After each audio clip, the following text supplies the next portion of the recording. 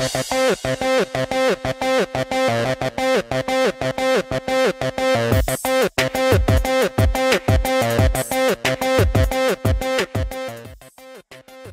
po sa Pinoy Scoop. At ito ang balita ngayon. Makalipas ang 1 taon nang mawalay siya sa kanyang pamilya, si Dennis Cornejo, ang ama ng model na si Denise Cornejo, ay nagkita noong Martes ng gabi sa detention facility sa Quezon City. Ang reunion ng mag-ama ay nangyari bandang 7:30 ng gabi sa Criminal Investigation and Detection Group building ng Philippine National Police Headquarters, kung saan nakadetain si Denise magmula pa noong May 5. Ang lola ni Denise na si Florencia at ang kanyang grand uncle na si Rod ang ilan sa mga nakasaksi ng emosyonal na pagtatagpo ng mag-ama.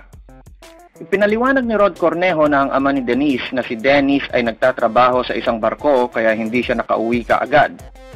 Nakiusap si Rod na kung maaari ay huwag munang kunan ng interview si Dennis sa ngayon. For more news, visit us at www.thepinoyscoop.blogspot.com.